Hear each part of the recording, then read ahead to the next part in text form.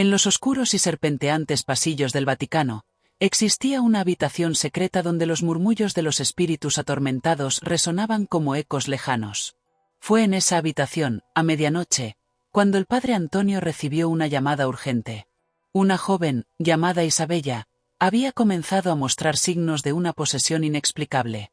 Sus padres, desesperados y temerosos, habían acudido a la iglesia en busca de ayuda, y el padre Antonio fue elegido para llevar a cabo el exorcismo. El Vaticano, una estructura imponente y laberíntica, albergaba secretos que pocos conocían. Antonio había oído rumores sobre rituales antiguos y libros prohibidos, pero nunca había imaginado que se enfrentaría a algo tan aterrador.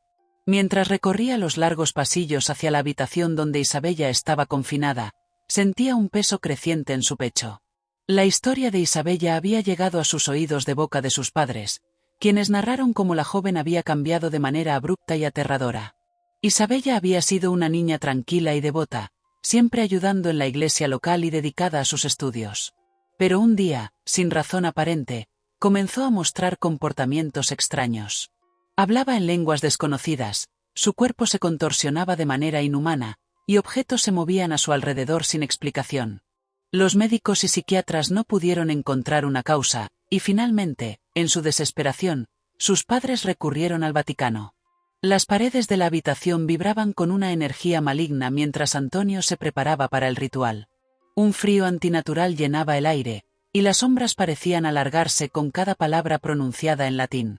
Isabella, atada a la cama, gritaba en lenguas desconocidas con una voz que no era la suya. La cruz en la mano del padre Antonio temblaba con cada palabra que pronunciaba, y las velas parpadeaban como si fueran a extinguirse en cualquier momento. A medida que la ceremonia avanzaba, las luces parpadeaban y la habitación se llenaba de un hedor nauseabundo. Los ojos de Isabella se tornaron de un negro profundo, y en sus pupilas podía verse un abismo sin fondo. Antonio luchaba contra una fuerza invisible que parecía burlarse de cada uno de sus intentos de liberar el alma de la joven. Las paredes empezaron a exudar un líquido oscuro y pegajoso, mientras los muebles crujían y se movían por sí solos. El padre Antonio recordó su juventud, cuando aún era un seminarista novato y había visto su primer exorcismo. La imagen de su mentor, el anciano padre Matteo, enfrentando una posesión con una calma y determinación sobrehumanas, se grabó en su mente. Ahora, en esa oscura habitación del Vaticano, Antonio se encontraba en una situación similar, pero las fuerzas malignas a las que se enfrentaba eran mucho más poderosas de lo que jamás había imaginado.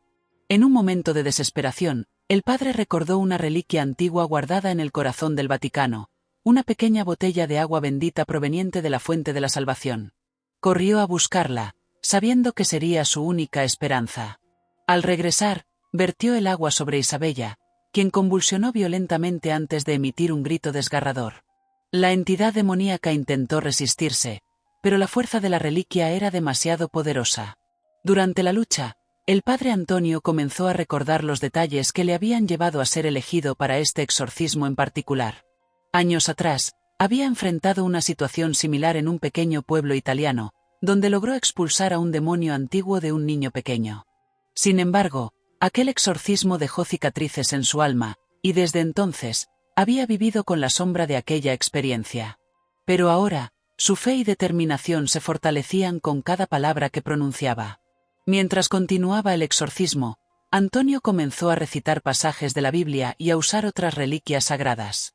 La entidad demoníaca, enfurecida, hizo que Isabella levitara en el aire, con los ojos en blanco y una mueca de dolor en el rostro. El padre Antonio, armado con su fe inquebrantable, se acercó más, decidido a liberar a la joven. La habitación se sumió en un silencio sepulcral mientras las sombras retrocedían y la energía maligna comenzaba a disiparse. La posesión se había terminado, pero el padre Antonio sabía que el mal que había enfrentado en esa noche aún acechaba en las sombras, esperando su próxima víctima.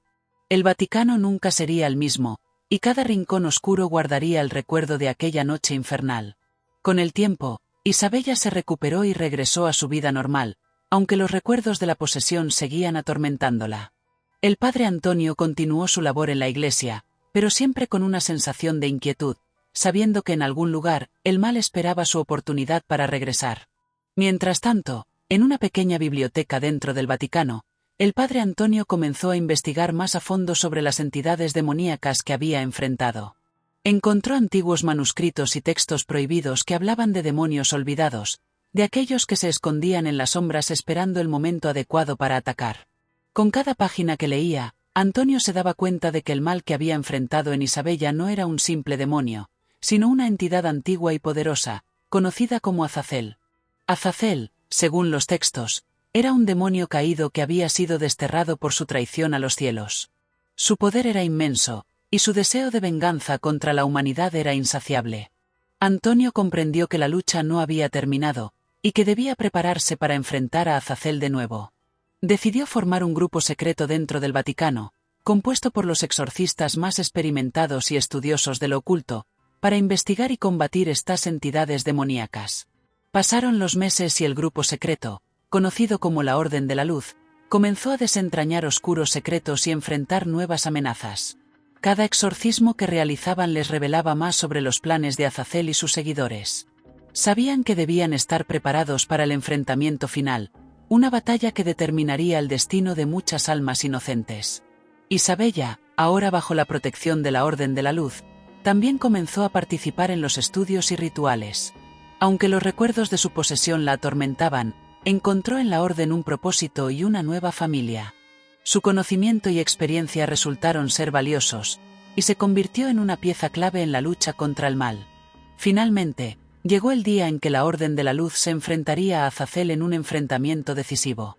En una iglesia abandonada en las afueras de Roma, donde las paredes estaban cubiertas de antiguos símbolos y el aire olía a azufre, Antonio y su grupo se prepararon para la batalla. Sabían que no sería fácil, pero estaban decididos a poner fin a la amenaza que Azazel representaba. La batalla fue feroz y desesperada. Azazel, en toda su terrible gloria, apareció ante ellos, desatando su poder maligno. La Orden de la Luz luchó con valentía, usando todos sus conocimientos y recursos para resistir el asalto demoníaco. Isabella, armada con la reliquia de la Fuente de la Salvación, se enfrentó a Azazel con determinación, recordando el terror que había sentido durante su posesión. Con un último y poderoso rezo, el padre Antonio logró debilitar a Azazel lo suficiente como para que Isabella vertiera el agua bendita sobre él. El demonio emitió un grito ensordecedor mientras su forma comenzaba a desintegrarse y su presencia maligna se desvanecía. La Orden de la Luz había triunfado, pero sabían que la lucha contra el mal nunca terminaría realmente. A partir de ese día, continuaron vigilando y protegiendo a la humanidad de las amenazas ocultas, siempre listos para enfrentarse a las sombras y defender la luz.